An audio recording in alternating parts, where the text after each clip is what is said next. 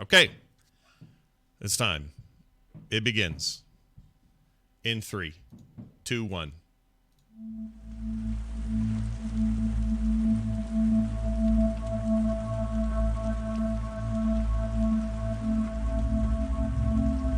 Hello, everyone, and welcome to There Will Be Dungeons at therewillbedungeons.com. I'm Scott Johnson with Bo Schwartz, John Jagger, Kristen Ashton, and, of course, Kyle Ferguson. And a baby Ferg on the way. I'm so excited I can't shut up about it. So here's the deal. Normally we start this show and we go, hey, everybody, check it out. An email from a listener. Not today. Today we're going to tell you about something super rad that we've been waiting to announce for a while now. We've been teasing it a little bit, and now everybody's actually got samples of this in their hands. I'm going to hold up a couple of them here. We have official There Will Be Dungeons signature tea blends available at Phoenix Pearl Tea, which is at phoenixpearltea.com/TWBD. So look at this, for example. This is Varel's Soothing Black Leaf. Ooh. Check this out. I'll read the description. Something fascinating, exotic, unusual. It's a black tea that is aged, fermented for years before drying.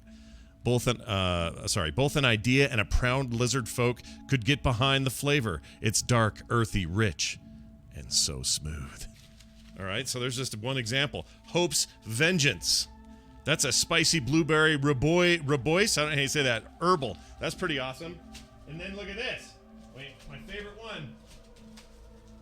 Bo, you'll love this one. I'm sure you've already seen it. There Will Be Dungeons signature tea blend, Bubbles, and then Bubbles is crossed out, and Buttons instead.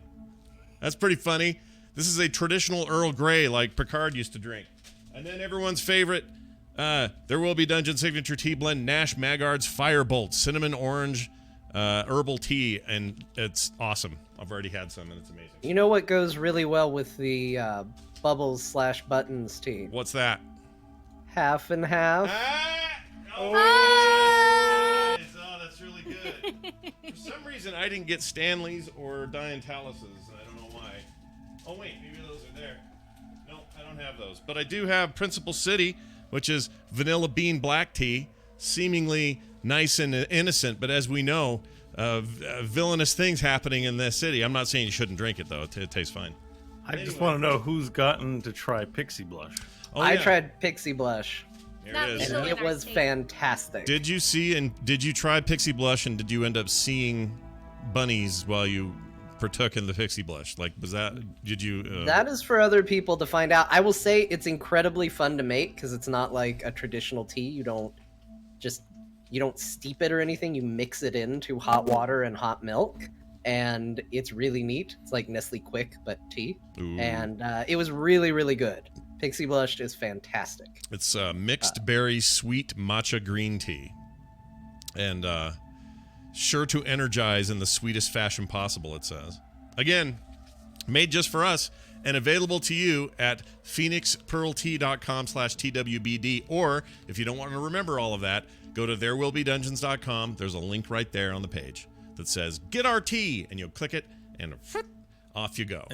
And so I see Stanley, John is drinking. Are you drinking some of the tea right now? I am, as a matter of fact. I am drinking Lemon Tree. Oh, Lemon Tree! Which is a lemon vanilla tea, and it is delicious. Does it make you want to break something or go to fight? It doesn't have the same effect that the words Lemon Tree has on Nash and Varel on me. I'm feeling real centered and real good. All right. Well, I think they're calming words. Well, good.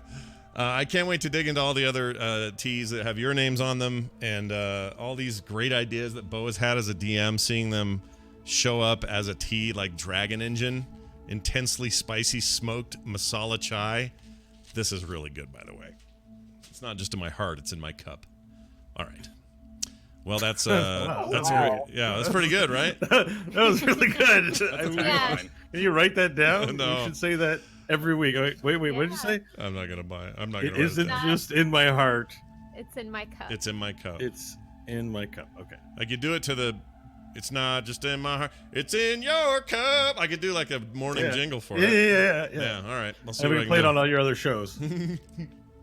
That's a great idea. One final note: if there's some people in the chat saying, "Hey, can I get them all at once for like a discount or something?" and I hadn't even thought about that, so we'll ask around and see what's up. But for now, you can go check out what's there. Kind of pick your favorite. They're all very descriptive. They tell you what you're going to get, and we're very, very happy to be showcasing them on the show. And it helps support the show, by the way. So if you buy some tea, it helps us. And we want to thank Gwen over at Phoenix Pearl Tea at phoenixpearltea.com for all her help, because it's been fantastic. All right. Yeah, we'll be drinking it as the weeks goes on. So, like a book club tradition, you can drink it with us. Yes, I meant to have one ready. Actually, you know what? Kim may go make me one because I'm that kind of guy. I'll just have my wife do it. All right. Let's get right back to it. Before we do, we like to sum things up with Kristen and her take on the last time we met for There Will Be Dungeons. Last time on There Will Be Dungeons, Nash peered at Pod, their hands holding, Nash ready to rectify her rage, but Diantalis, furious at the fraudulent Fae, derided the damaged degenerate. Pod flew into a fury, leaving the deceitful Diantalis no decision but to deal a deadly ding. The pixie popped into a potent powder that peppered the place with Pod's personal pixie blush. Hope, ignorant of the incoming intoxication, continued clawing at Jolt, breathing in the bountiful blush. A gun clicked. Hope found herself face to face with Dashington Twice's flintlock. He mandated she move. She refused. He shot. Hearing the hubbub through the heavy haze, Nash and Diantalis rushed to respond. Diantalis, infuriated with the insignificance of these insects, unloaded unending abuse into Dashington as Nash neared Hope, aiming to assist her acid trip. Not knowing the ne'er-do-well had knocked Hope, Varel dove Diantalis, ramming him right into a ridge. The elf deftly disappeared. Hope came to. In her drug-dreaming drowsy, she nearly knocked Nash, tearily touched Edna as he terminated, and manhandled Jolt's mug until it melted into mush. Meanwhile, Stanley surfaced, allowing Varel to air his anger, casting him at corpses, telling him to treat the torpid. To no triumph. Varel, furious at the fiend festering in his friend, raged raucously, then reluctantly released Stanley. Resting in Nobieri's room, they decided their next drive. The only confines left to canter were the crypts, and the fast focus was fixing the missing Gem of Tides. Through the crypts they crawled, eventually meeting machinery that meandered into a murky cave colored with corroded casts of stone tieflings. The doors slammed shut, and a woman with snakes for strands and sunglasses over her steely stare said they must speak. Now rejoin our heroes as they maybe make nice with a woman once thought to be nothing but the embodiment of evil underneath the fearful fortress of the Teat.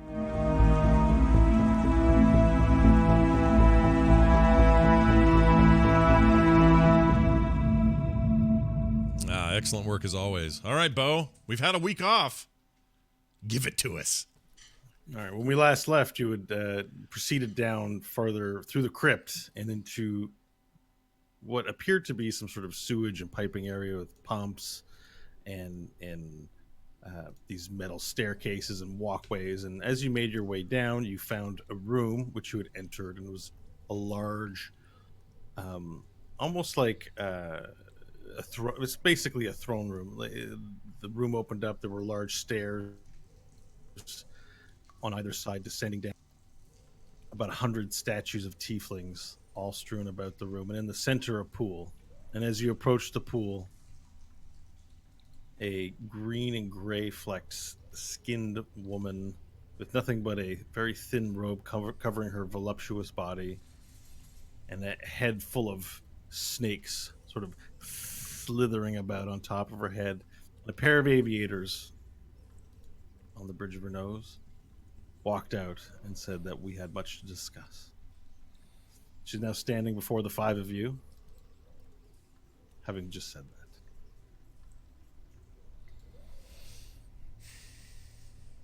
I forgot about her.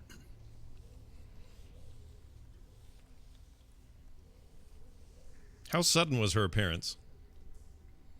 It wasn't sudden.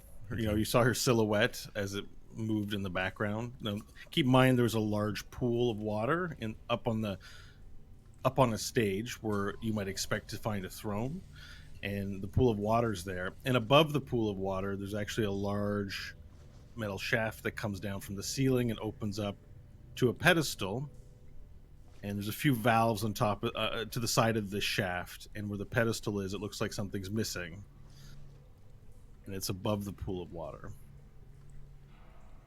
Hope, I know traditionally I act as the voice for the group, but considering we stand amongst your people in the hopes of putting you in charge of this place, I think it would be best if you spoke for us in this instance. Just know that whatever happens, we have your back. And with that, I will give inspiration with those words. Thank you. Sorry, but to be clear, it's not DM inspiration, it's the dice. The one Yeah, you get you a get, 1d6. Bardic 1d8. inspiration. 1d8. Cool. Any skill roll? 1d8. I leveled Yeah, up. you can hold on to it for the next 10 minutes, I think, right? I'm going to say yes until Yep, 10 minutes. Cool. All right, Hope will take a deep breath, looking at Stanley, nod at him, then turn to the snake-haired woman and, Kefeli? She knows my name. Tell me, are you the emissaries of my destruction today? No, actually. We came to return the Gem of Tides. To get the water flowing in the town again. She extends out a hand and she says, then give it. Hope will look back to you three. I've got the Gematides on a bag with my sword in my other hand, but I have closed my eyes and am listening to the conversation. Sorry, where is the Gematides? It's in a sack that is on my back. Okay, you're not moving. Nope. Burrell, could we have the gem, please? Is it safe? It's safe. Alright, I'll pull out the bag. I'll take the bag from Burrell and hand it over to Kefeli. Okay, so she's up some ways on the dais. You'd have to walk into the pool to give it to her. And just as you're contemplating how you might give it to her, the gem floats from out of your hand and then floats into the air. The cloth slips away from it, and a large blue gem now floats up into her hand. And as it does so, it emits a nearly blinding light throughout the room, just creates a huge light source. And it floats up into her hand, and then she clasps it. And she looks at it. We're going to return this to where it belongs. And very slowly and deliberately, she turns around, revealing that the cloth she's wearing is not hiding much of anything in the back. And she proceeds slowly and then walks towards where the shaft is from the top, and then releases it as it floats up. And you hear the valves sort of move on their own, and oil begins to pour from the top. And just as it's about, it looks like it's to miss, the gem moves into its place, and then the oil covers over top of it. And then the oil turns into water and begins dripping into the pool beneath. When you say that she doesn't have much covering her in the back, can we see her bum? Yeah. Okay. No reason. I'm just curious. And then the gem floats up to where it's meant to be sitting, and it connects in place there. And now the procedure of converting oil into water begins unabated. Is it like a hospital schmuck where it's like the front's covered but the back is all empty, like you're walking around the hospital and you got your bum sticking out? It's more just like it's just whatever's covering her is like a neck. You know how you might have what do they call those? Like when you have a tank top that only hooks around the neck, right? Yeah, So I know what you mean. it just sort of seems to cover the front. Has a loose belt around the waist, like a chain, like a very thin gold chain that connects the front paneling, maybe at the waist, but there's nothing covering the back. Like a 80s Teddy without the fluff. Okay. Oh yeah. Without the fluffy ridges, they're the edges on it. Okay. All right. Sorry. Back to the oil gelatinous. Nothing but the most important details for Nash Mag. Everyone's staring at awe, and Nash just has his hood over, and you just see like a little in his cloth. What are you doing, Nash? Scratching my gaping gash? Is that what I'm doing? Exactly. All right. You have a ghost boner. You know, like when a phantom boner. You know, when your limbs are gone, but they still feel like they're there. Yeah. No, Maybe I you've got a take your phantom meaning. boner. Yeah, maybe. Yeah. Dragon heart boner. Sorry, I'm derailed now. Sorry. It's okay. She places the gem up and then she turns around. Well, she doesn't turn around. Her head turns her head over her shoulder, and one eye looks back to you. 4, 5, you 5. You catch a little glimpse of the eye, but then it quickly becomes covered with the aviator glasses. This little bright yellow light sort of flashes out. She turns around and says,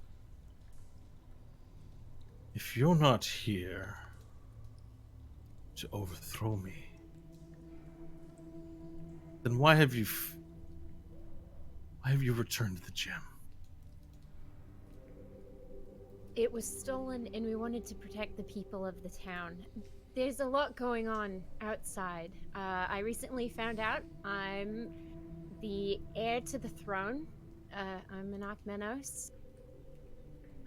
And we're trying to protect the kingdom from Septwin. He's going You to are- try.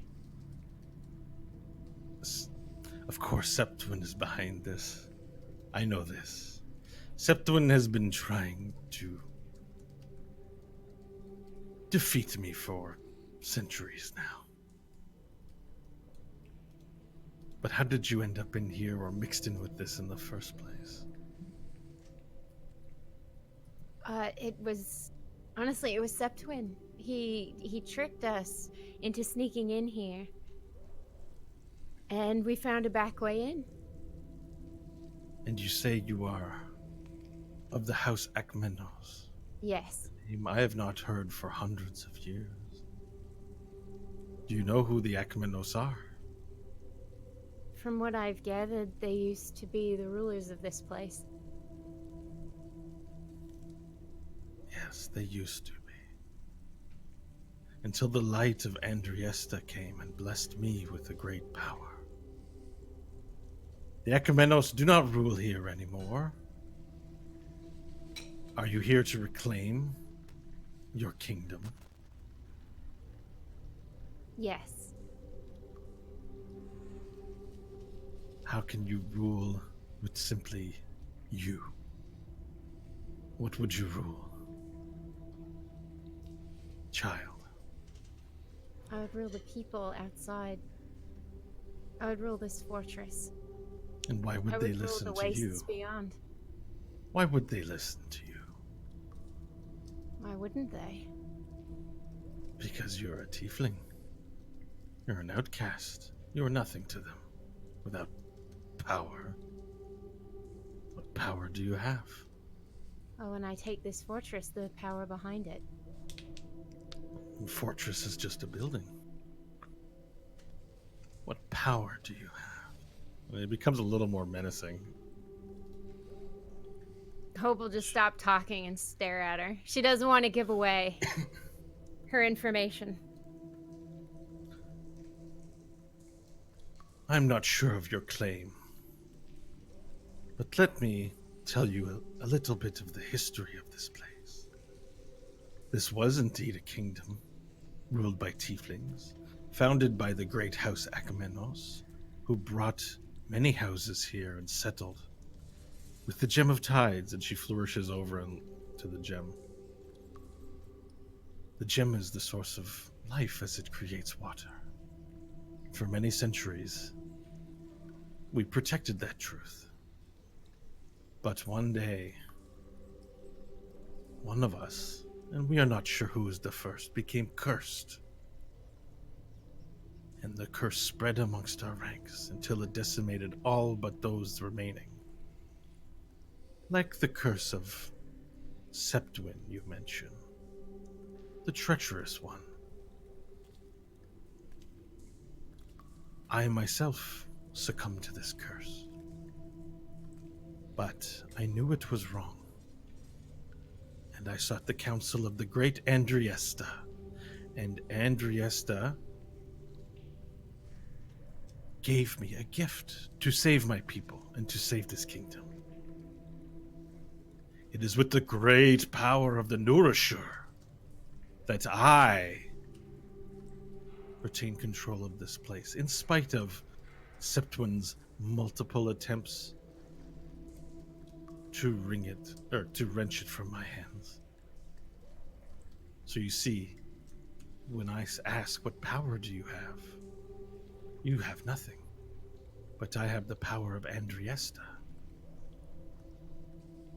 You have returned the Gem of Ties to me, whether it is out of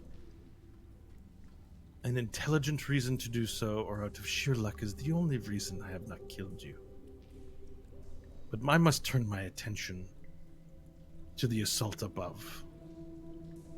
So I make you this offer. Serve me, the true ruler of Tiet Kala, and serve the Nourisher. Give your life to me if you must. In exchange, the gifts of Andriesta's bosom are ample, soft, and generous. Service is not without its reward. Why do you cover your eyes? Says Nash. Because my power must be contained. If I were to look upon you, whatever hole in the desert you came out of, you would turn into stone.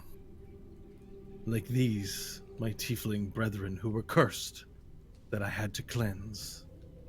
And she waves her hand out and shows the stone statues of tieflings all around.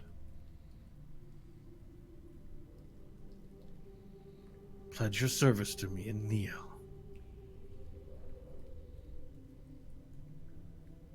All you would need is a kneel, correct? There's no magic. What a capricious question. Do you plan on betraying me at a later time? What does it matter?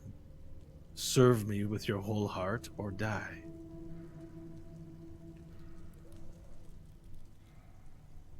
Hope will kind of look back at her, at the three, kind of like awkwardly wink at them, and then slowly take a knee.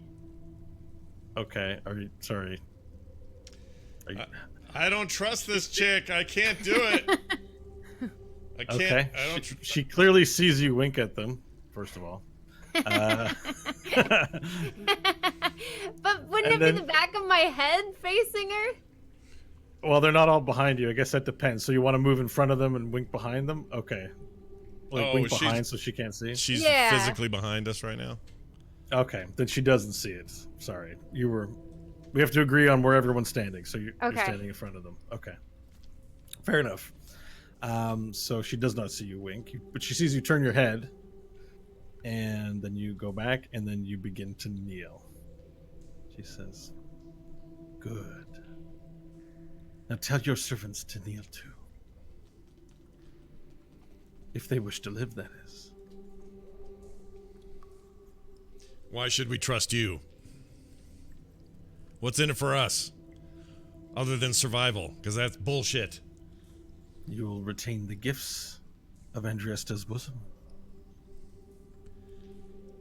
Those sound ethereal and not Blessing. based on reality.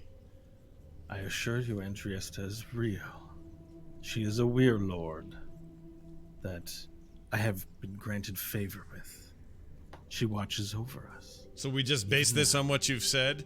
All I know is a lady with old sunglasses, aviators, is talking to us. When she turns around, she doesn't even cover up her own ass. I don't think I can trust her.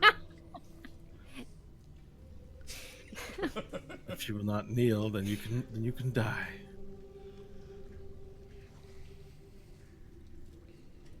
I'll stand stoically for a minute because I'm not sure I'm ready to do this. Pharrell? What is My your... people are born are eggs. We have no need for bosoms. Oh, lizard man. We have much more in common than you think. My own offspring come from eggs as well.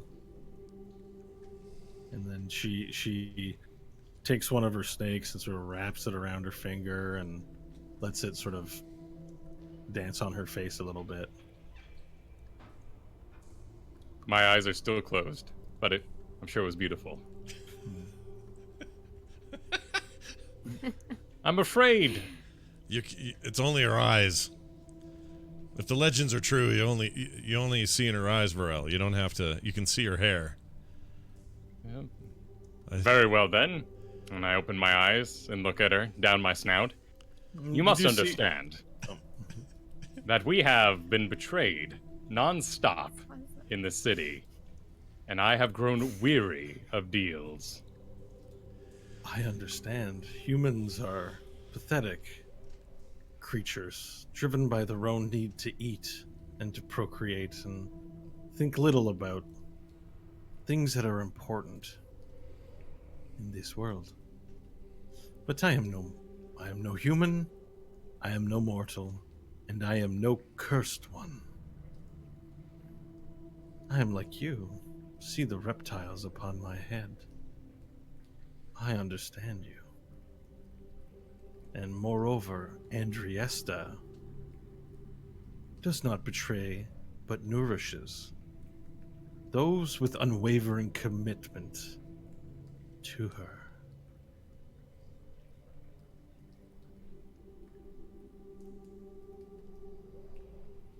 And I'll notice Hope kneeling for the first time. What of our army? What of our massive claims to Varel! this fine keep? What are you even talking about? It's just the 4 of us, 5 of us. This is hardly an army, Varel. I know you think we're better than we are, but it's nothing. And this is All right. clearly a deception check Deception that I'm check. use I was just going to say the deception check. inspiration with. Oh my god.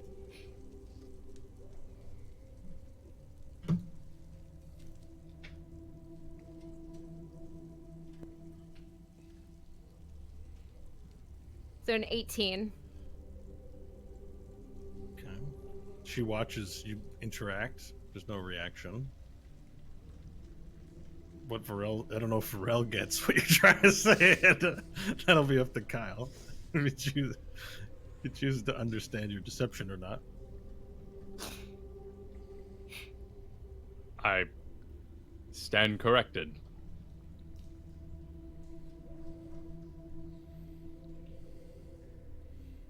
Hope of Akmenos, will you not keep your servants in line and tell them that they are playing with their lives when they have been given, more importantly, an opportunity to serve and bring meaning to their life? Together, we can defeat Septuin. We might even have a chance to meet the great Andriesta. Let's not get ahead of ourselves, child. And Trieste is a great warlord and does not pop in on mortals.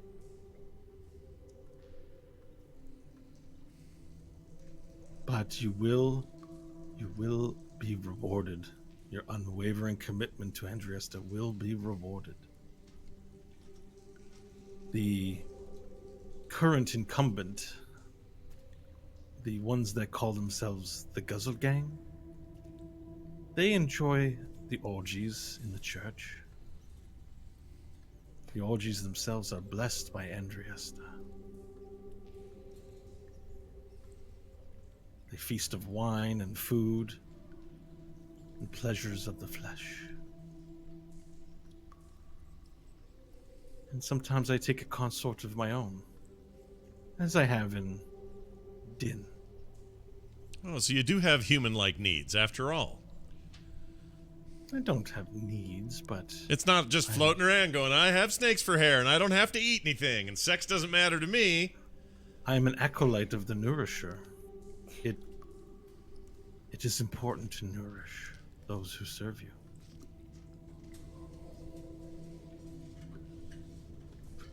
I'm just gonna lean to Nash and just, out of the corner. Nash, I'm confused. You're not the only one. Did she put the Guzzle Gang? She's... No, well, look, Hope winked at us as she turned. Can you guys can't hear it? She can't hear us, right? She doesn't have super snake hair hearing. There's nothing else happening, so if two people like she can hear you. She can hear us. All right, then instead Maybe not now, as her attention is focused on like Hope, but if you just persist more than a couple of words, then it'll be the only conversation happening. I'll just say I think she has a plan. Hope has a plan. Oh, I hope it's a fast-acting plan and not a Stanley-length plan. And we're doing this in such whisper. I watched John's face as he said that. John took offense to it. Stanley will remember this. It says above his head. Yeah. I don't know what assurances you can give me, but I don't just kneel for anyone. But you'll kneel for your future, Queen Nash. Allow me to recapitulate on the current situation. This kingdom is under attack. Septwin has engaged yet another one of his ludicrous plots to kill me and take this keep for his own. I have retreated here as his army is, even as we speak, decimating the Guzzle Gang. You arrive here bearing the Gem of Tides, which was stolen not only a day earlier. I do not know why you returned it, if but to receive my favor. And now that I offer you my favor, you reject it. My patience is wearing thin. I have enemies to I have enemies to conquer. If you will not join me in defeating them, then I will rid myself of you and find new servants, ones who are loyal.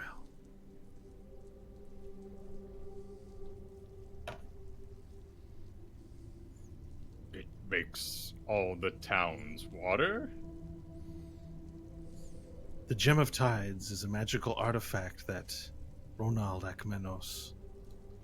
It was said he found it wandering the desert, and he brought it here and created this kingdom and allowed the houses to prosper, turning this lake of oil into water, providing the only source of bountiful life on this side of the Dead Fingers, far away from the principal city and the tribes of men, a place where tieflings can live safely. But then came the curse. And then came me, Kefeli, the savior of Tietkala. Now serve me, and let us bring this kingdom and restore it to its former glory.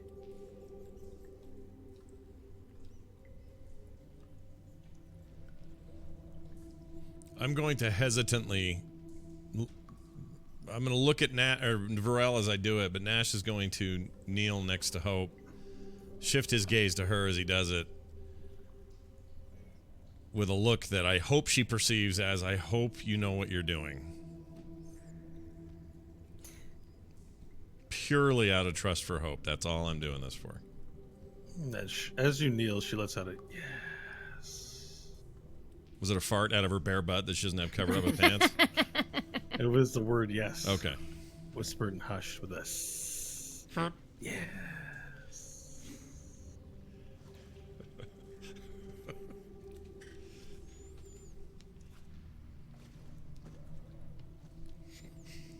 Water drips in the background. Drip, drip. And what of your other servants? Will they kneel? Stanley, kneel. No. I'm done kneeling before people. If you want to know who we are, We come from a small place named Dust Hill. And there, the powers that be conscripted us to serve them, and we did so gladly, and they betrayed us and died. And then we were taken to Slave Town or Pristine or whatever you want to call it, and that place burned as it tried to turn against us as well. And deep beneath that town, we ran into another Lord of the Weir, Catobal Praith, who instead of destroying us felt the need to instead conscript us, to stand up against the principle. And with that Lord's favor is our goal, to stand against the principle, the very force that is behind Septwin's current drive to take this keep. And mark my words, Kefeli, he will take this keep. Already you've let slip that your forces, the Guzzle Gang, are falling. This is his force without the principal city's backing, but they are on their way.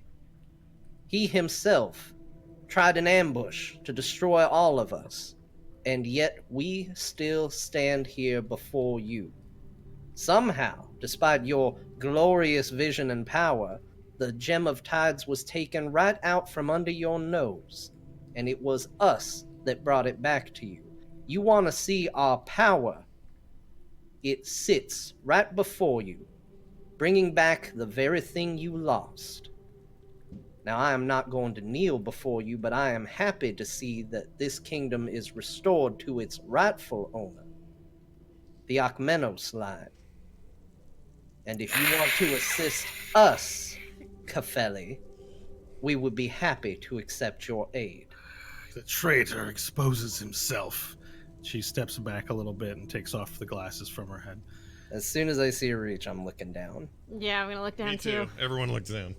Your servant exposes you as the traitors I knew that you were. You are fools to have brought the gem here, but your time comes close to an end.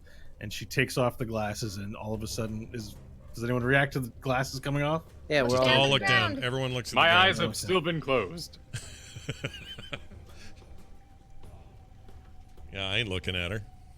She so you don't know exactly what she's doing, but you begin to hear clunk, clunk, clunk, clunk, clunk, clunk, clunk, clunk, clunk, clunk, clunk, clunk. She's like, very well, it will be your end then. And you hear the sounds of metal scraping on metal, like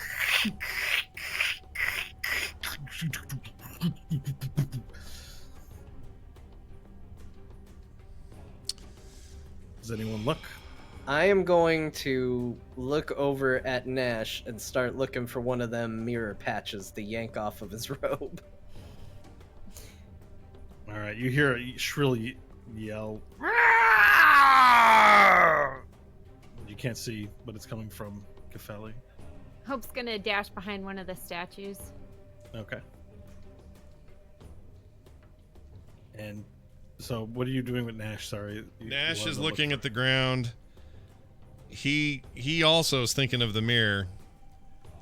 I'm grabbing one of the mirror patches if I can find it. I'm looking for it on him right now. If you're just digging around, I'll go. You seek a mirror, the mirror patch, and then I show it to him. You know, how kids are always doing the little OK symbol on their pants, and if you look at it, they get to punch you in the arm. Yep. I'm gonna do that, but it's gonna be down low where the mirror patch is, and I'm like, and he'll look at it, and I'll say, "I'll get you later," and now you can pull it off. Just tear it off. All right, I'm tearing off a mirror patch. Okay. Tear off a mirror patch, and then your hand is now a mirror, like one that you can hold with a stem on it. How big is it? Does it specify on your sheet there? No, it just says. Is it like a beauty mirror though, or is it like it's not a full body mirror, right? The description is steel mirror. That's it. Okay, so maybe it has handles on either side. It's steel, maybe with this big, but the size enough for someone to see their face and do their makeup in and stuff like that. All right, so I'm going to hold it in front of my face in the direction that I know she was, and risk looking around trying to keep the mirror, between me and wherever I knew her to be. Okay, so you point the mirror out and you happen to catch a glimpse of her, and you see that she's actually writhing about and her body's turning into metal. And as you see it, you see flesh fold over and little sheets of metal begin covering her arms. Sheets of metal cover up her entire body. It looks like she's wearing a full suit of this steel like plating that's bendable that has these kinks in it. And then you see as she looks up and her head becomes covered up and it gets a giant helmet, and the snakes also become wrapped in steel as they become metallic. And then a visor just comes out and covers up her face, and she's got this giant metal visor, this plate metal mask, and the snakes are all now made out of metal. And then you sort of notice this, and as this happens, 2 stalks of her hair shoot out, and then they break into an L shape, and they begin spinning like a helicopter. And then 2 more snake just unnaturally grow from the back of her, and then she reaches out her hand on either side, and then she sort of has them like whips in her hand, and she starts spinning them around. So you see 4 helicopters in front of her with their snake spinning, General Grievous style, as she's standing in the middle of the pool, spinning them all out. And now she's looking about with the visor. She goes, and as she does that, Scott grows a 3rd hand, which is incredible, by the way. I'm getting some. I'm getting some tea. My wife made the Dragonheart tea. We're gonna try PhoenixPearlTea.com/DWD. That's right. Thank you. So and as she does that, a large arm, another piece of her hair shoots out from between the 4 helicopters. It finds an opening, shoots out in your general direction. I'm gonna need you to make a grapple save, John. John. Okay.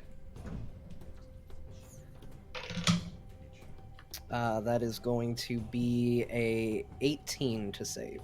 Okay, so you just barely duck out of the way with the mirror in your hand as the large hair extends out 30 feet and hits a tiefling statue behind you and bursts open. I need everyone to roll for initiative, please.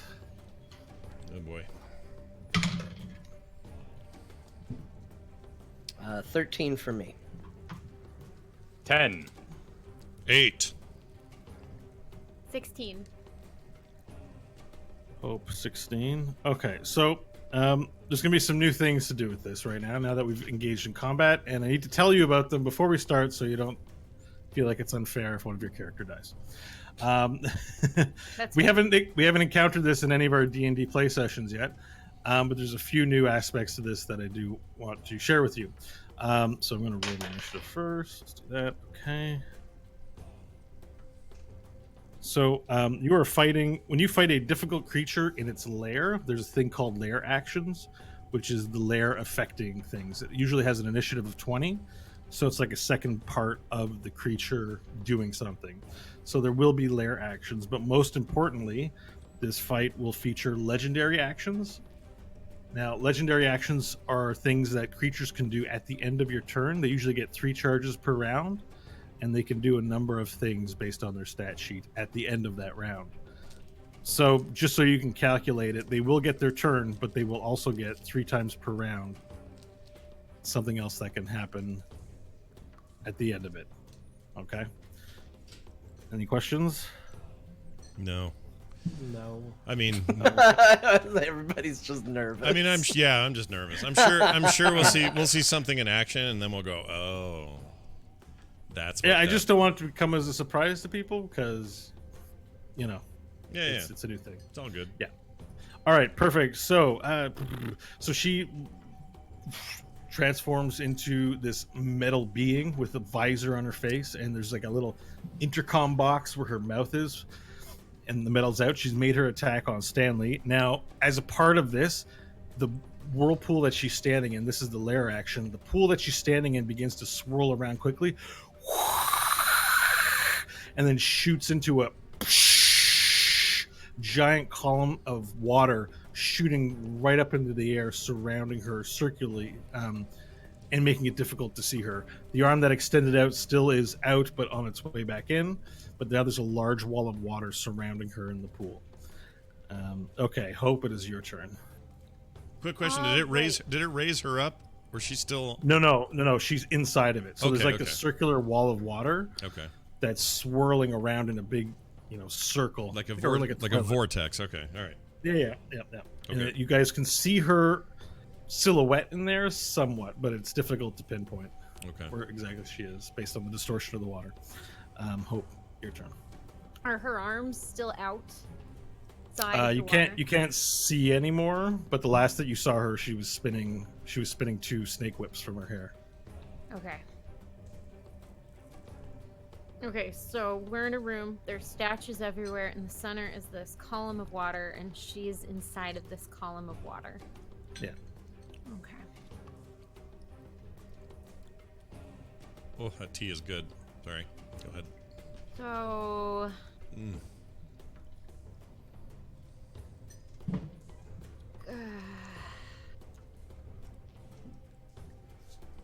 okay, so Hope's now got her new weapons.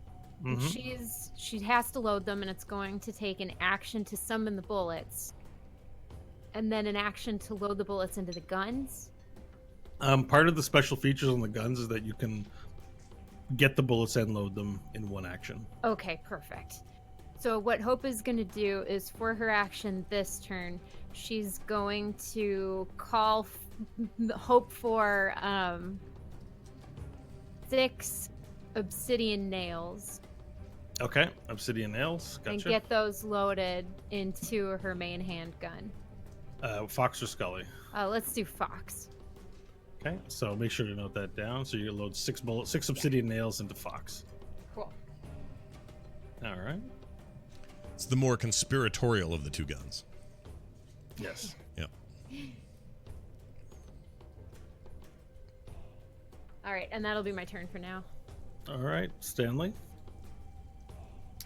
All right. So for the first action that I'm going to take,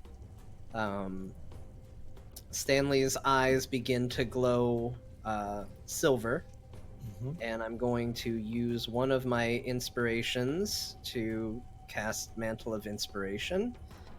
And Stanley says, although it's understandable this time, "Family beyond blood," and everybody can use their reaction to move their full movement if they want, and it will not provoke opportunity attacks. And sorry, I'm just trying to figure out how many temporary HP. Grant temporary HP up to a number of creatures you can see and can see you. So just 1. So I guess that's 1 temporary hit point to everybody. Wow. Oh wait, no, number of creatures. That's how many it's 2. Yeah. You, So there's two creatures? Yes. Sorry. Temporary HP 5th level. What level are we? We're 6? Okay, so Yeah. that's 8. So everybody gets 8 temporary hit points. Oh, Sorry. Been a great. while since I played Nice. Stanley in combat. There we go.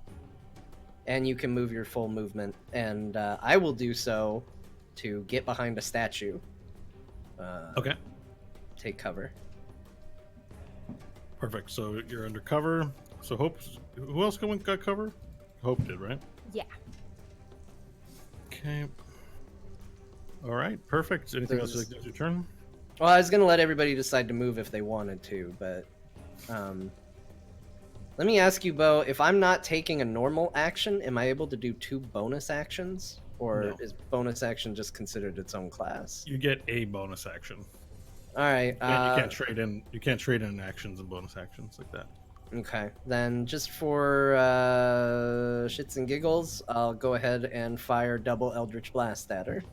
Okay. Make the roll with disadvantage, please. Okay, it's 2 beams. First beam is 15 to hit. Okay. Second beam is not gonna hit.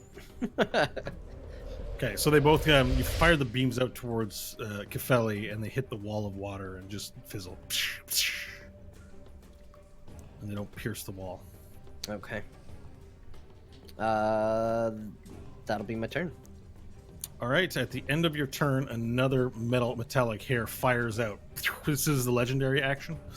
It fires out from the water. You just see it directly at you. It'll be a grapple contest, please, Stanley. Is there any disadvantage or anything because I'm behind a statue? Nope, it turns around the statue and chases you. Oh, jeez. It's like a Doc Ock fight. That's a 18 to dodge. Let me just grab 13 plus. Okay, you're able to dodge as it hits the statue and breaks part of the statue that you're covered behind. I would like to use the movement that was offered. Oh, yeah. Sorry. Yeah, everyone can take their movements if they want to. Sweet. I will open my eyes as I turn sideways. We're in a circular room, right? And I'm assuming there's like these double steps going up to the water shooter. Yeah. And in the middle is the giant whirlpool right now that's shooting up. That's right. So I could assume then that this water is being produced by the Gem of Tides. Yes. So I'm going to run to the right, my 40 movement, and make my way to those stairs. Okay. Perfect. Now it is your turn then. Unless anyone else wants to use their movement for Mantle of Inspiration. That would be you, Scott. Yeah, if you where want to. I'm trying Or to. Hope. I don't have a good visual on everyone's layout. Since we There's don't. no, it's a theater of the mind, so you'll have to find a tiefling statue to hide behind or move wherever. We're not Okay. doing- Okay. Well, in that case, I'll intuit what Varel's doing, and I want to go. And since it's a circular room, I'm going to do the same, but go the other direction. Okay. So that I would like, So you go to the left? yeah, kind of meet him in the potentially at where the stone is. Sure thing. Okay. You've done that. I'll do the full 40. Okay. All right, Varel, it is your proper turn. Excellent. I would like to run up the stairway to the Okay. Gem of Tides. Okay, so the Gem of Tides is above the pool, within the wall, right? Yeah. Because it drips down Yes. into the pool, so you'll have to break through the wall of water. Oh, so okay, so the stairs line the water, but the gem is inside. Yeah, the gem is water. above and behind, but it's sort of in the back third. But yeah. Okay. Then new plan.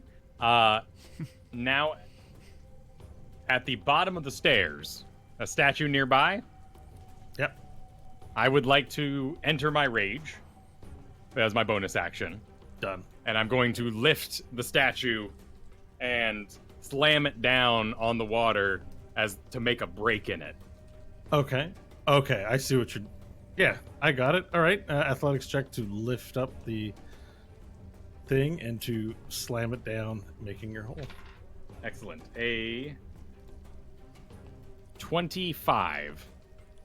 You heave with all your might. It's heavier than normally you would be able to pick up just casually, but you heave it up with a great feat of strength and toss it over awkwardly but true into the wall of water, causing a little break, like a sliver the length of the statue, maybe 2 or 3 feet in there. And you see Kefeli in her battle stance, swinging the 4 hairs, having 2 of her hairs shot out to chase after players, and you see her there.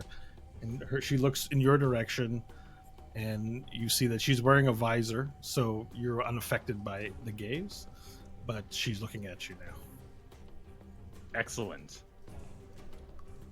Would this open up a 10-foot range to her?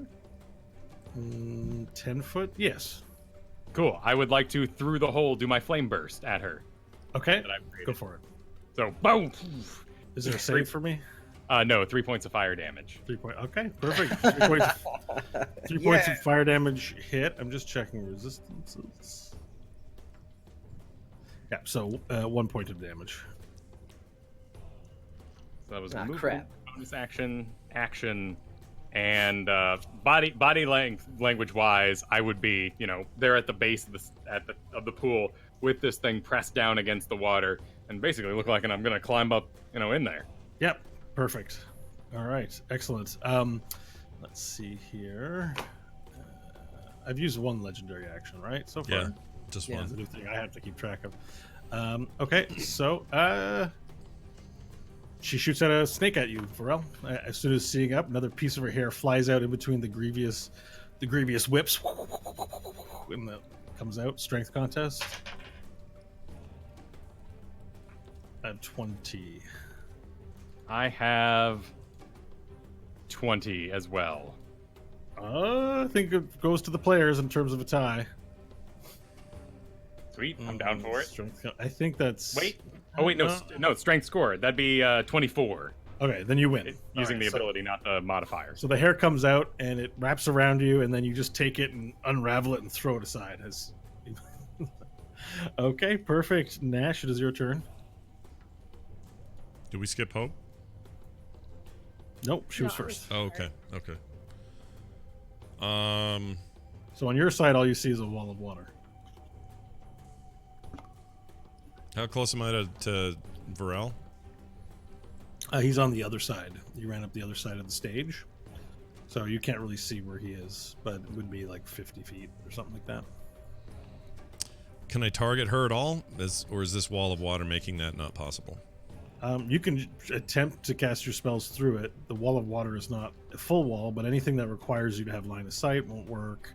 And it's possible the wall of water will just invalidate things you throw into it. Okay. But not like direct rule. Like it's not directly giving me... It's not a solid wall. I'm not getting disadvantage other than maybe you may have some reason to give me disadvantage, but not like... You get disadvantage because you don't have an actual visible location on her. So if you try and shoot, like the water distorts what you see through it, and it's moving water, so you kind of more see a silhouette than just, it's not clear standing still water. So it's a silhouette as the water whirls around in a violent circle.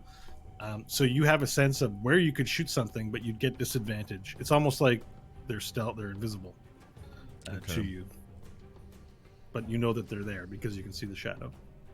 The reason I'm asking, I'd love to be able to just see if I can push the water away, even temporarily, for someone else to make a shot. So I'm actually going to try this. I'm going to cast Thunder Wave. Okay. To revisit that, just so we make sure we get it right. It's a wave of thunderous force, sweeps out from me. Each creature in a 15-foot cube originated from you must make a Constitution saving throw. On a failed save, creature takes 2d8. On a successful save, you take half as much damage and you're not pushed. But my goal here is to push the water and anything else that stands in our way. Like, move it. Perfect. So you cast a spell. There aren't any creatures inside of the area of effect, so we don't have to do any saves. However, there is the wall.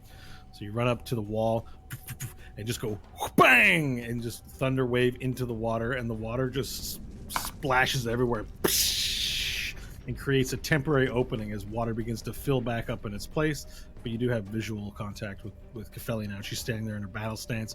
You see on the other side Varel struggling with one of her hair strands as she's spinning all three of her pieces of hair in a defensive motion all around her. Okay.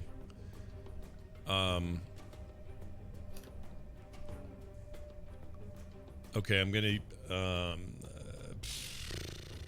my final action will be to cover my eyes again, because I don't want to be looking in her eyes. And so you can do that at the start of your turn or as a free action at any point, so it doesn't use up any actions. Okay. So you cover your eyes. All right, and then I'm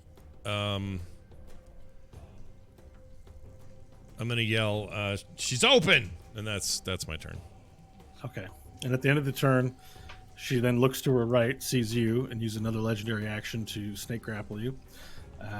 So a large piece of her metal snake hair just grows and shoots out straight at your face. Let's make a contest. Okay. Using either dexterity or strength. Add it to your roll. Either one. Let's see. I have crappy on both. 12. Okay, I roll a 19 in this one. So the hair shoots out at you, then it's a snake, right? And you just see the snake, and it wraps around once around your neck, then around your chin, then around your mouth, and then tightens. You now can't cast any spells that would require verbal because you're muffled, and you're being held by your neck in a grapple. And you're like that. Yeah. All right. And you just hear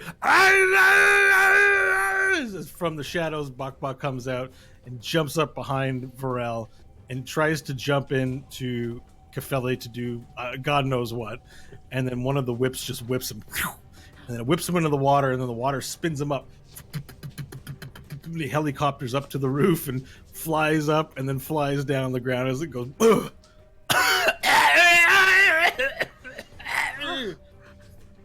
And then that's the end of his turn. Kefeli turns to you, having Nash in one of her hair. Now, Grapple turns to you, Varel, as you're nearby, and she stops flipping her 2 of her whips, and she whips them out at you to make 2 melee attacks with reach towards you.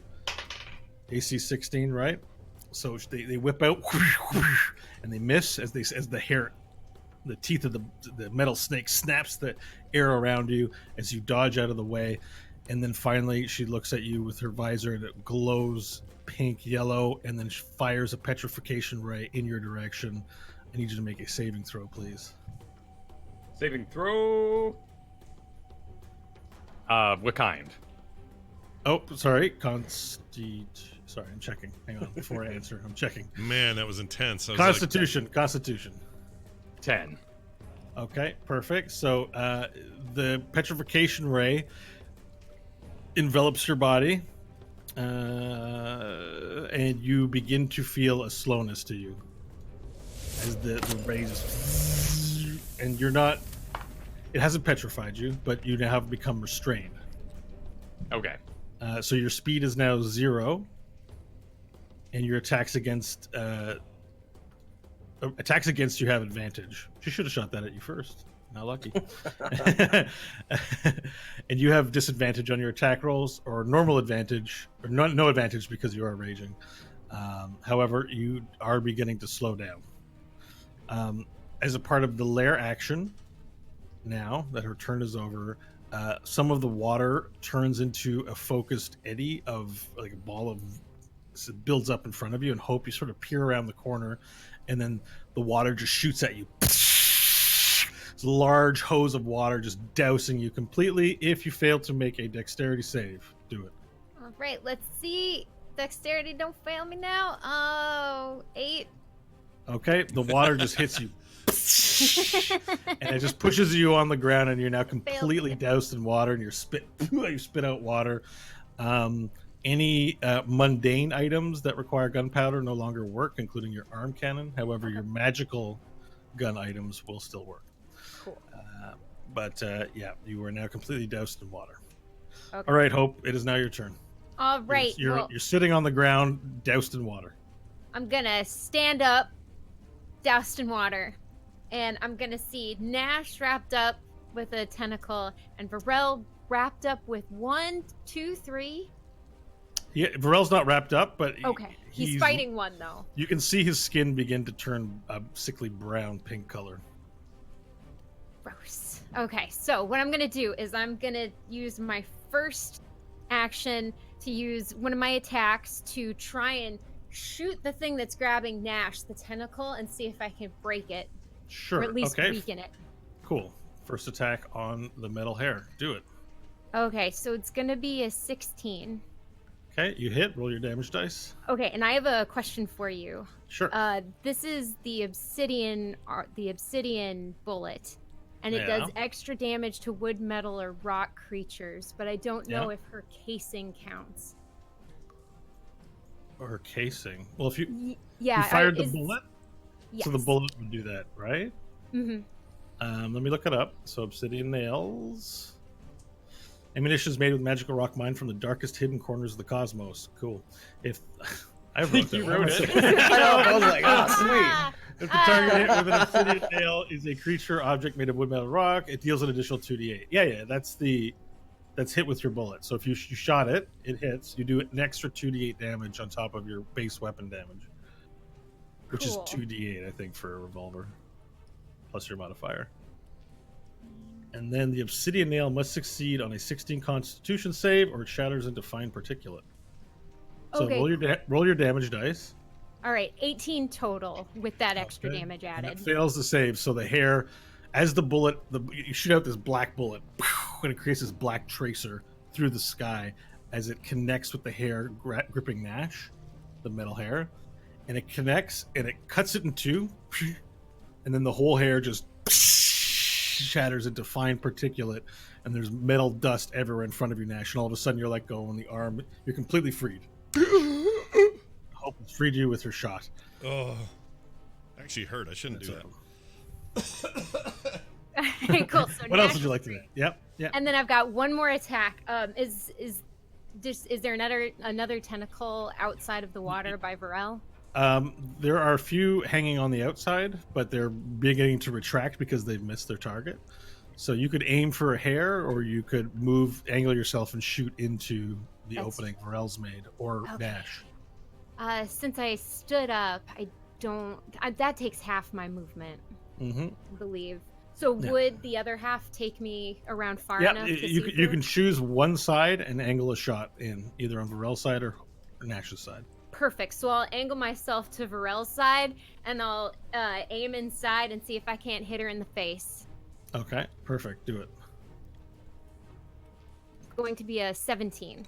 Okay, so you fire the obsidian nail into, but her spinning head hair knocks it away, and you just see a little, like a bing, and it just sort of moves out, hits a piece of the rock, and then the rock wall behind Varel Takes a lot of explodes. damage. It explodes into fine particulate as the wall just comes crumbling down behind Varel. Now there's a giant pile of rubble behind him.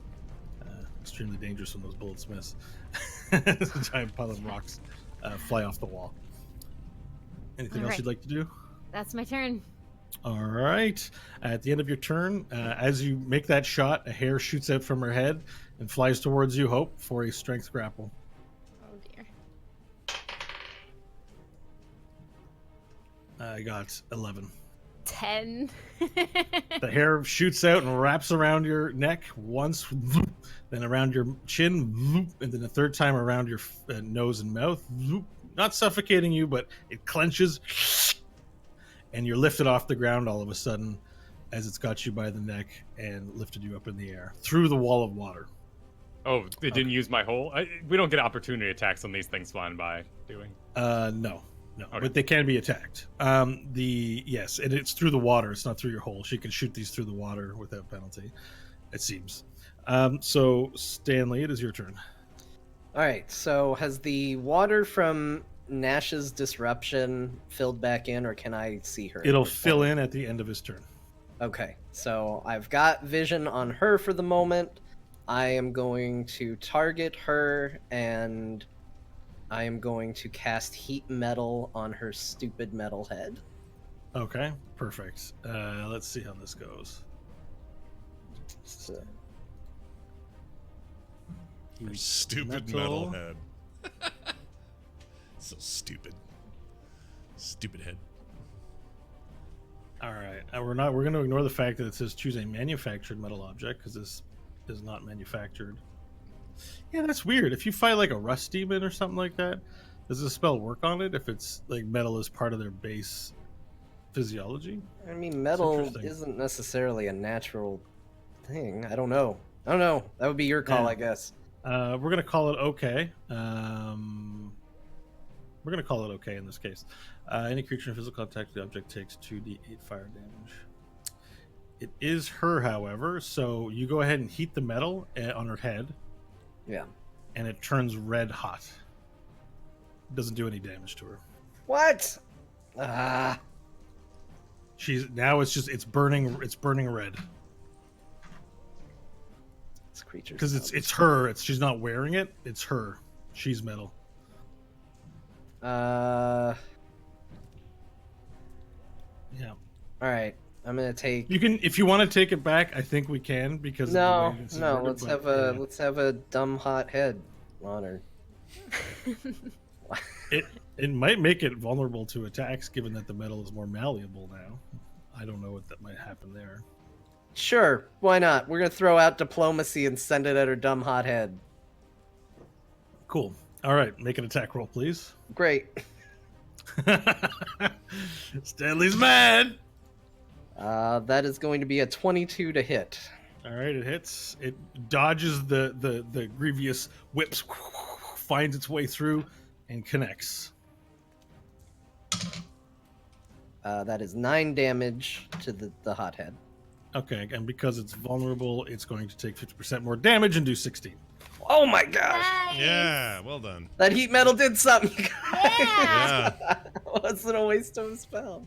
Yeah, perfect. And you do 16 points of damage to her as the sword sinks into her head and she goes, "Arrgh!"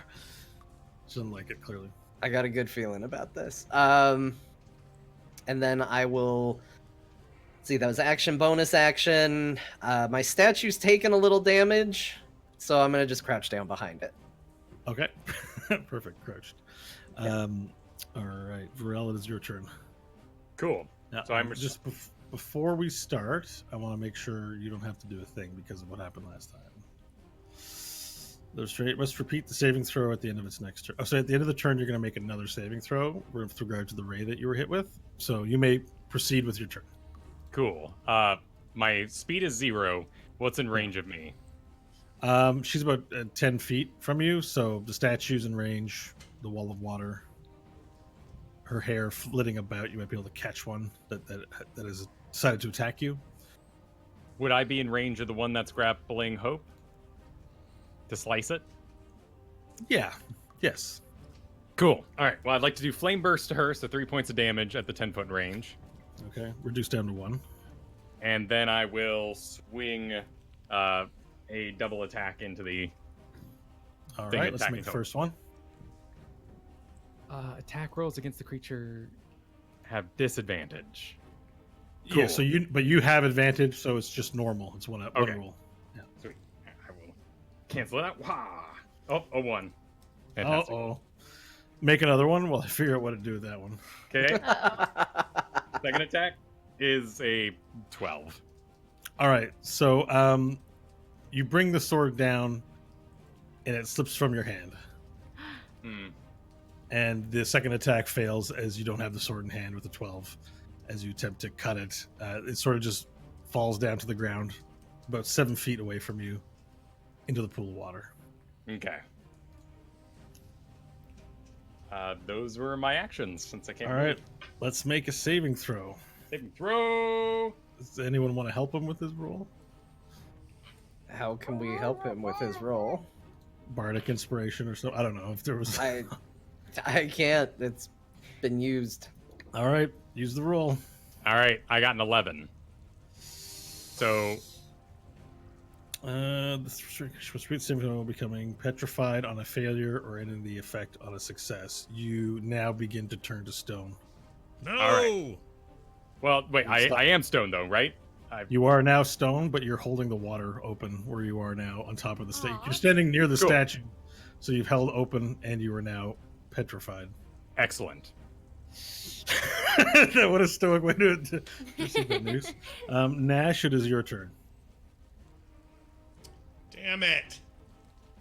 I was going to make him big. Now he'd just still be a can. big stat. Well, yeah, what a waste of time that'll be, though. So look at it this way, Nash. You see across the pool that your friend Varel has just been turned to stone. Yeah.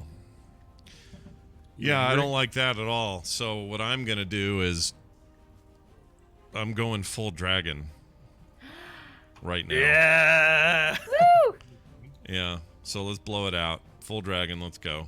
Yep. Okay. I'm going to You yell are a now thing dragon. before I do it. Are you ready? Here's what I do.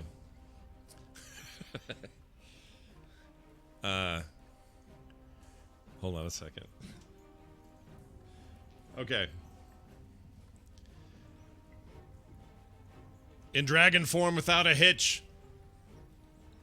It's time we stop this stupid bitch. Now we know it's serious. Okay, and so you transform to a giant dragon. Note that you are bigger than you've ever been. I believe you're now a new form of dragon at level 6 now. Yes, level 6 turns me into what was the name? Crap, I always It's mean to on your bookmark character that. sheet where the heart is. Yeah. Hold on. It's under other possessions, right? No, it's under Equipment, dragon metal heart. There it and is. You are now a young black dragon as opposed to a wormling. Yep. There we go. So 6 through 12, young black dragon. Where's the? Didn't we have a link in here that showed us. It used to link, and it's broken. You got to kind of keep Young Black Dragon bookmarked. Ah, damn it. Well, I can find it. Hold on. I can send you the link. Black Dragon. There it is. It's in Discord. Okay. Yeah, there it is. So, because now you get like 127 hit points, and you get way more attacks and stuff like that. Yeah, so yeah, there yeah. You go. So this is good. All right. You've transformed into a dragon. Brah! Now you're gigantic. You've used your action to switch though, so you can't make your attacks this turn. I don't think. We always kind of play it the other way though. I can't. What did we do last time? Hold on. Once you can use your action to magically assume your dragon form. So you still have your movement and your bonus action, but you've used your action on this turn to become the dragon. Right. You're right. Okay. Well, I'm now super intimidating and scary as shit. That's my action. You can breathe air and water too. Yeah. Cool. All right. At the end of your turn, Kefeli turns to you and recoils in horror as she is unexpected. This was not an expected encounter with a dragon. Sort of steps back and falters a bit, and fires in desperation a snake grapple towards you. Let's make a strength contest. Use Okay. your strength from your dragon stats and not from. Yep. So it will be. You get a +4 basically. Ooh, 23. Yeah, it attempts to grapple you with its hair, and it does nothing as you stand over her, tens of feet taller than her, and just look down at her in your giant dragon form. All right, it's Bok-Bok's turn, and Bok-Bok gets up, rushes off, and then he runs towards Vorel and goes, "Oh no!" and runs towards Vorel and hugs his leg and begins crying. Oh. Kefeli turns to face the dragon, turns to face you, Nash, with the full intent of fighting back, and she takes her whips and throws out her whips at you in an attempt to... Oh, but before they connect, she shoots her eye laser, because that's always better to shoot first. I need you to... I need you to make a save, please. Okay, A what? Constitution save. Constitution save? Yeah. Hold on, pulling up Dragon Constitution. It's a +3. That will be 21. Okay, so the laser envelops you but has no effect. And then she attacks you with her hair whips.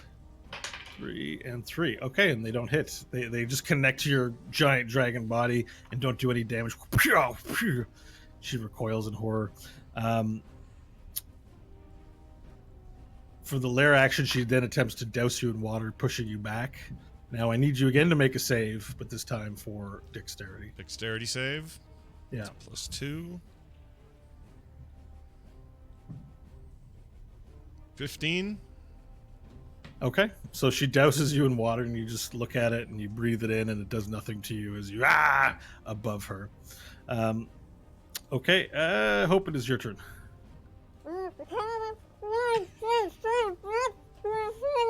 Oh, that's right. She has you in their snake grip. Yeah. So you can't screaming. move. You can't move anywhere, but you can still use your arms and legs or whatever. Like you're being held by the neck in the air. Yeah, You're approaching the wall of water.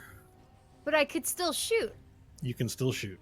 Oh, heck yeah. Okay, so for the first attack... Very angrily yelling obscenities at this creature, I'm gonna aim and try to shoot at the very edge of the water where I can see that hair. Yeah, you still have so a that small. if it explodes, it's not in my Wait, face. wait. Are you shooting at the hair or at her? Sorry. At the hair that's holding Okay. me. Oh, sure. You can just put your gun right up to it and shoot it. I gotcha. Yeah, I just want to make sure if the bullet connects, it's far enough away that the shrapnel doesn't get me. Cool. 15. Okay, so you try to shoot, and with all the struggling and milling about, I believe it's a miss. Okay, cool. I'll click the gun again and try one more time. Okay. It's a little better result, 28. All right. You hit the hair. Roll the damage dice, please. 48. All right. 19, 17. So we're looking at 21 points of damage. All right, the hair, the metal hair, you pierce it in half and begin to fall. You don't fall a great distance, and as you hit the ground, the whole hair just explodes in a fine particulate from the obsidian nail. That's 4 obsidian nails you've used, I believe, or 5? Yes. 4. 4. Yeah. Okay. All right, so you're now free to move around and use a bonus action. Perfect. So what I'll do is I'll position myself further back, but still in range of the dragon and Nash, with the intention of taking those hair things down one by one. Okay. And that's my turn. All right, perfect. Stanley, your turn. All right. I have no idea if this is going to work, but hey, you don't know until you try. Stanley is going to stand up and cast Mantle of Majesty. Once per long rest as a bonus action, you cast Command without expending a spell slot. For 1 minute or until your concentration ends, you can cast Command as a bonus action on each of your turns without expending a spell slot. Creatures charmed automatically fail saving throws. She's not charmed, so that doesn't matter. And I am going to point to Varel with my command, and I'm going to say, free! And she has to do a wisdom saving throw. Wisdom 16. Sorry. Oh, you're using it on her. Yes. With the intention of having her undo the magic that she's done. Yes. Interesting. Okay, what is the name of the ability again? Sorry. It is called... Mantle of Majesty? It's called... Okay. I For just 1 had minute, it. Yeah. you can cast it as a bonus action on each of your turns. Ooh. Yeah. Okay. Interesting. All right. Sorry. Just adjudicating. Please chat about yourselves about how great our tea is. It's very Tea. good. I would feel better about it if I felt better about how this fight was going. How's the I tea, think Scott? it's going a lot better than it could have gone. I was expecting a wipe right at the beginning. I did too. Holy cow. Yeah, big time. The tea's really good, by the way. It's excellent. Dragonheart tea. Kicked in right when I needed it. Right when I got to be a dragon. Right when you needed a dragon heart. Yep. It's very Right good. when you I need put. a dragon heart the most. I would recommend if there you're will be Dungeons tea. if you feel like it's a really spicy tea, and if you feel like it's a little too spicy, just a little sugar, a little pinch, totally takes the edge off, and it's perfect. I Should love we it. come up with rhymes for each of the teas? We probably should. So it casts the spell on you as you drink it? Okay, so what's the saving throw save? And we're back. Wisdom 16, I believe. Yep. Wisdom 16. Wisdom 16. All right. It fails. You successfully commit. No, the save fails. The Oh! spell- Yay! Spell Oh, is thank successful. goodness! So you cast the word free. And you feel a sense of frustration from Kefeli as it attempts to free Varel from its prison, but cannot. It has not the means to do so. So your spell was successful, the command was successful, but she's unable to do that. Unable to comply with your command. All right. Text flew above her head that says immune. Immune. Immune. Oh, she's not immune. It worked. And you get to do this for the next minute. As a bonus action, you can cast command for a full minute, it sounds like. Yeah, but it's still a bummer. It's what we'd call in the business a bummer. Yeah. All right. I'm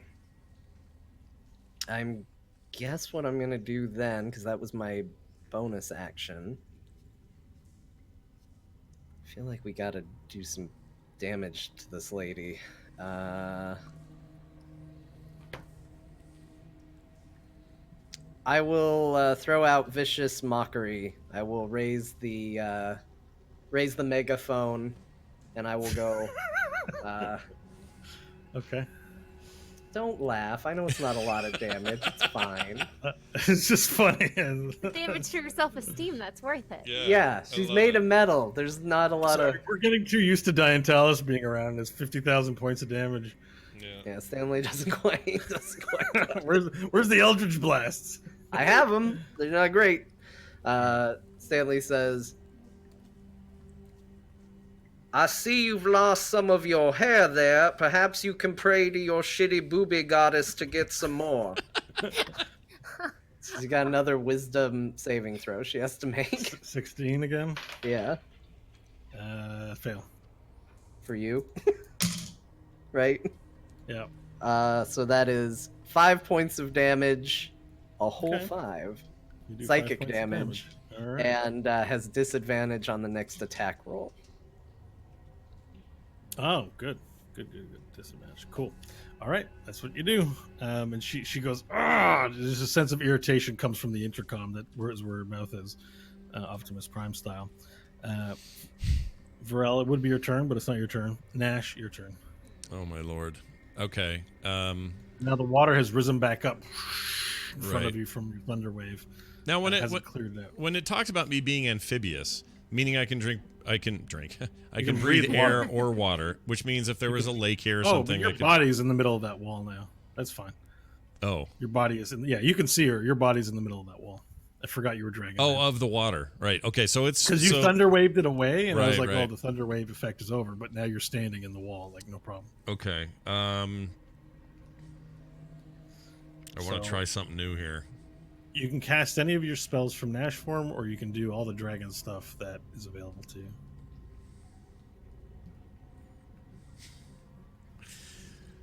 I'm just curious, is the room big enough to hold a double-sized dragon or no? Probably not. I'm just trying to figure out how tall you are. You're a large dragon, so you're already filling up the room like crazy. It's probably not tenable to be. You probably don't need to do that. I'm gonna guess that you don't need to do that. I You're probably already don't, but I'm massive. really into the massiveness, and I feel like being. But you're fighting someone the size of, a regular humanoid, right? Yeah. It's not monster on monster. Right. It might make it harder for you to attack something so small. All right. Well, I'm going to. I want to encourage you to do what you want, but at the same time, I don't think it's gonna. No. That's why I asked you. I'm glad you. One of your party members is down. Yeah. Is dead. All right. I'm going to do a multi-attack for an action. This is new to this form. Yeah. Makes 3 attacks. I can make 3 attacks, 1 with its bite and 2 with its claws. Cool. My claws, my bite. So we'll do a melee weapon attack, which will be +7 to hit. So hold on. That should hit. That's 25. Okay. It hits. Roll your damage dice. 2d6 plus 4. Yep. Slashing. 2d6 plus 4. Hold on a second.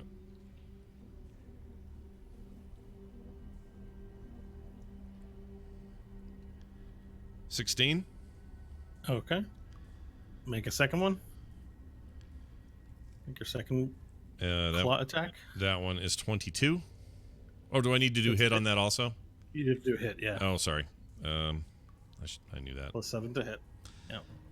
That takes us to. So it's 22. Okay. That's a hit. Okay, and damage dice. 18.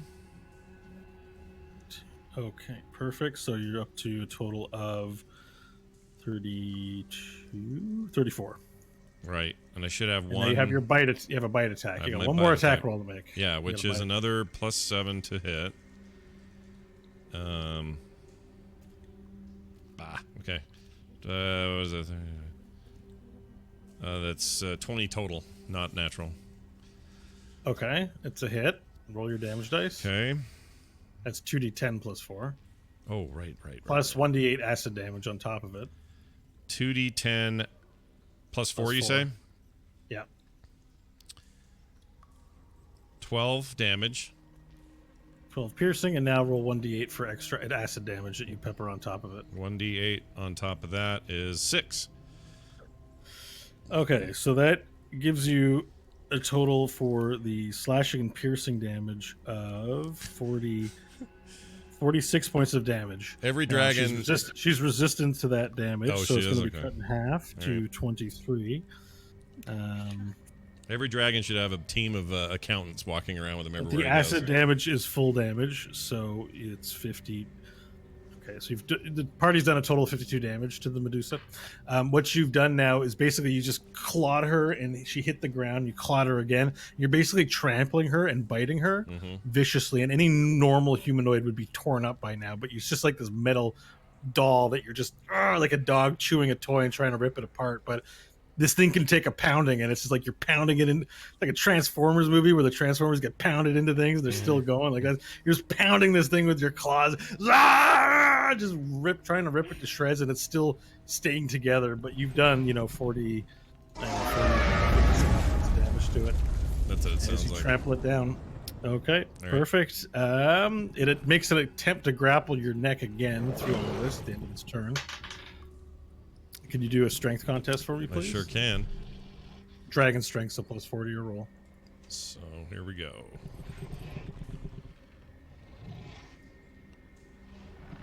Sorry, where's my straight? 19th floor. Okay, so that is. That's not great. That's 9, 5, and a 4. Okay, so it doesn't silence you this time, but the hair, one of her hairs shoots out and grabs your neck Okay. near to where your head is and holds on for dear life, and it's fastened your neck into place now. Okay. All right, Bok, it's your turn. Kyle, did you want to play for Bok? He's real to that? me, man. He's real to me. I can do He's Bok, right, yeah. Right now, you were gone, but Bok is clutching your leg and crying. currently. Oh. Okay. Yeah, because you're stoned and he's sad. He went, "Oh no!" and he ran to you, and he's trying to get you to move again. He's trying to make your leg move. Oh, well, okay. Well, if I'm Bok, I'm going to pull out good berries and try to shove them in my mouth, in Burrell's mouth. Done. Okay.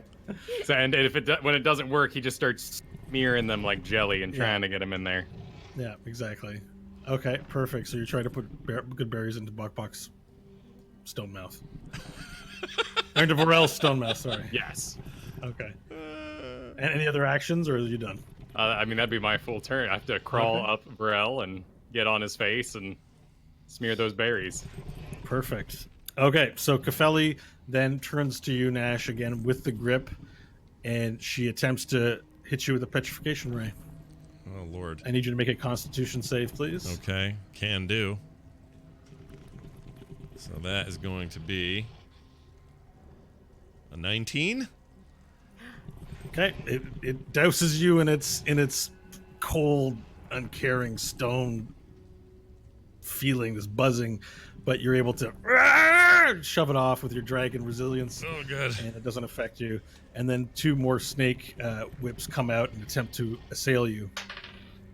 One's for 20, one's for 16. Wait, did it roll with disadvantage on the first because of Did the not. mockery? A reminder.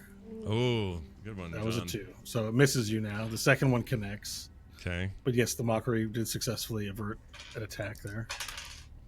And you take 12 points of damage. Shit. But that's separate from my 127. it's separate from my health pool from my normal self. Yeah, you can keep another notepad with 127 on it. You now have taken 13 points of damage. Yeah, I'm doing that.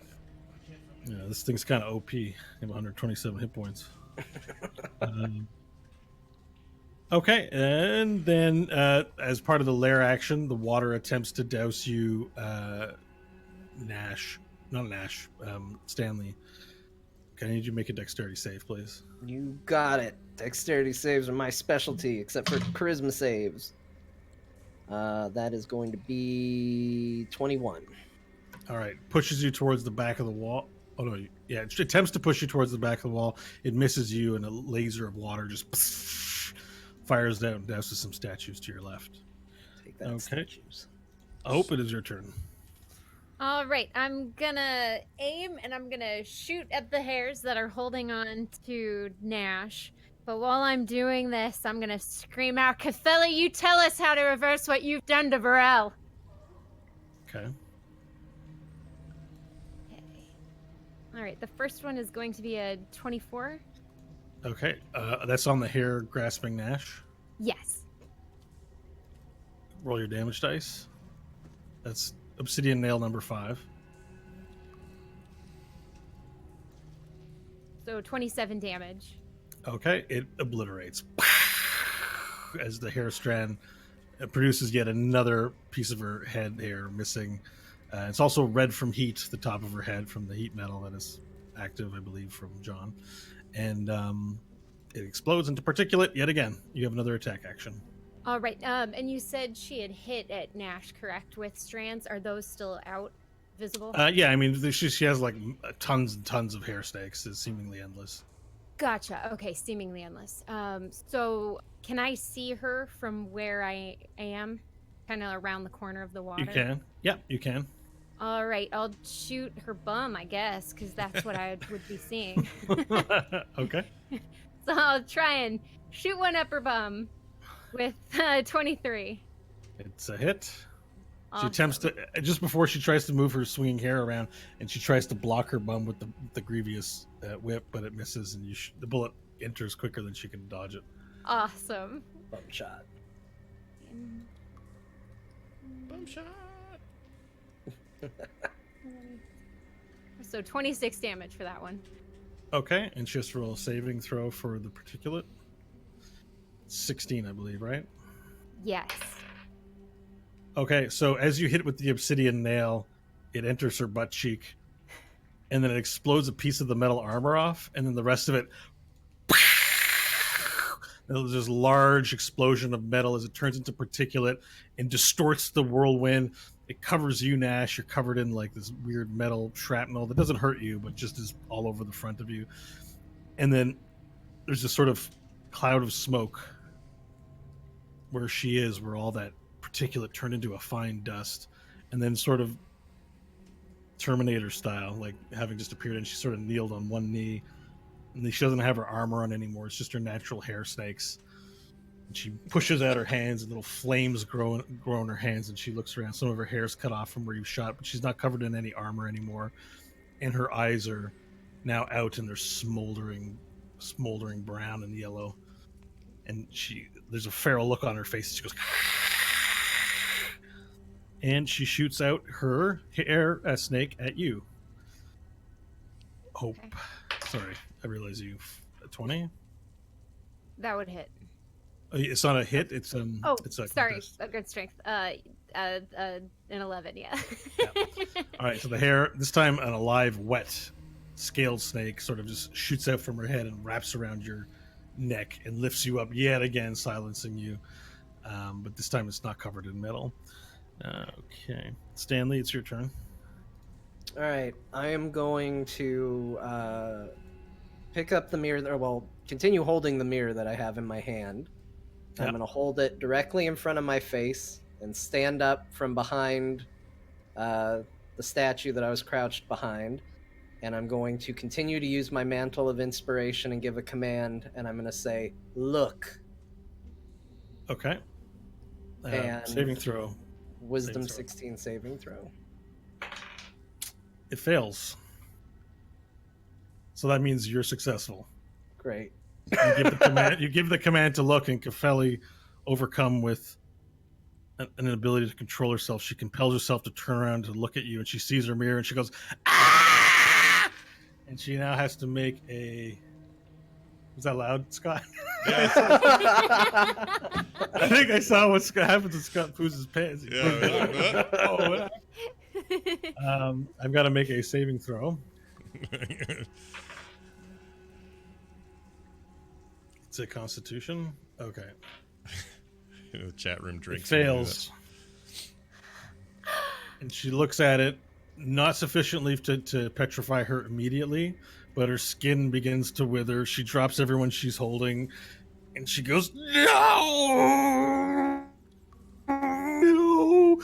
And she begins running towards you and your mirror in an attempt to obtain it, but it's not her turn, so she can't do that. Nash, it's your turn. Wait, Vernash. that's just my bonus action. Oh, yeah. Oh, excuse me, excuse me. Yeah, John I'll has more to continue. do. Continue. I'm not done with her yet. She's charging at you. Nothing Uh, with my other hand, which is still holding the megaphone, I lift it up and say, "Yeah, that's about the reaction I would have if I saw you too." And vicious mockery, another wisdom saving throw. All right, it's a fail. So she takes her psychic damage. Sweet. Hold on. 2d4. So I as love she it. runs at you, she holds her hands on her head. She goes, "Ah!" from your insult, because it was really insulting. 3 damage and disadvantage on her next attack. Okay, perfect. Nash, it is your turn. Okay. So you can see down below your great physique. Mm-hmm. There's a Kefeli's running away from you now through the wall of water towards Stanley. Hope is sort of out in the battlefield, getting an angled shot in. You see Kefeli running away, and her movements begin to slow, and her skin begin to sicken and turn yellow, pink, and brown. Okay. Well, I'm still not comfortable with the size of this room in terms of using like a broad 30-foot acid spray because I just know I'm going to hit some of my friends. So I'm not going to do that. I think I'm going to do another multi-attack as she attempts to leave. So I will move with her and make that attack again to 2 claw, 1 bite. So, All right, roll an attack. Roll. Get out attacks. your abacus, everybody.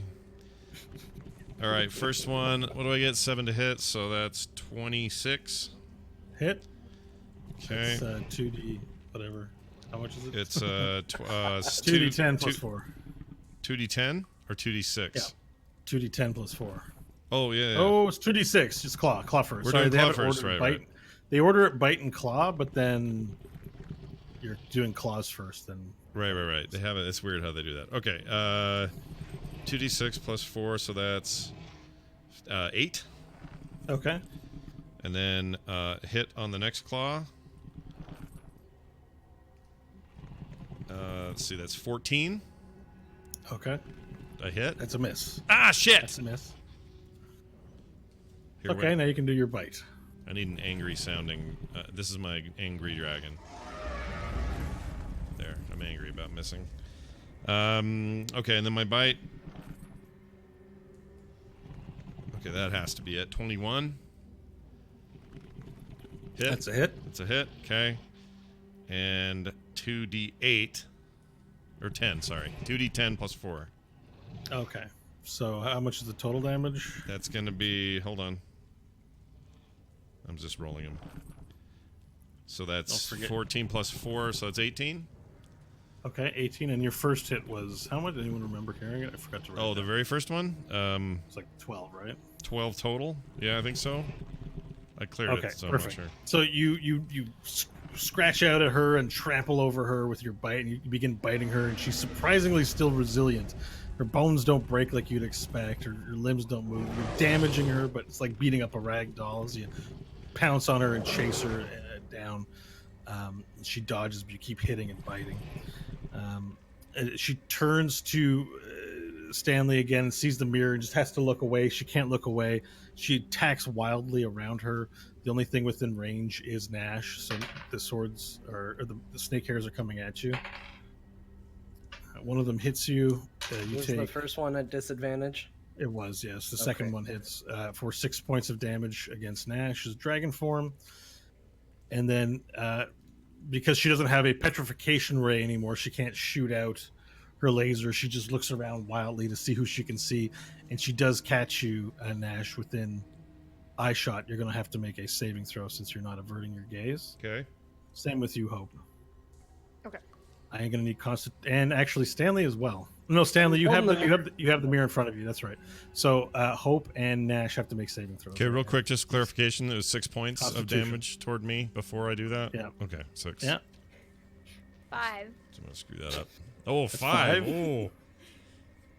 Oh. Hold on. So that would Big be money. 17 plus 3. So what's that? 20? Not natural? 20. Okay, so Nash again, you're able to resist it, but Hope becomes petrified immediately. No! And turns to stone immediately as she stands there, her guns outstretched in a shooting motion. I look cool though, right? You're in a badass combat stance, turn to stone as you stop moving. And then Kefeli has to roll her own saving throw at the end of her next turn. Angry she fails dragon. it, and she begins crunching. Her leg stays stuck, and she tries to pull it off, and you can see the stone breaking as she tries to continue running, fighting. She goes, "No, and Triesta will curse you." And her face becomes stuck in torment and anguish as she looks. Someone clip that in the chat, please, and send it to me. I want to make a GIF. Thank you. As she looks upon you with hatred and stands still and moves no more. I think we take our break there and cool off for a few minutes. Her face was so good. All right, we're gonna take a quick break, ladies and germs. If you are hearing my voice, that means you're still with us, and we'd like you to stay. So don't go anywhere. We will be right back. If I can find.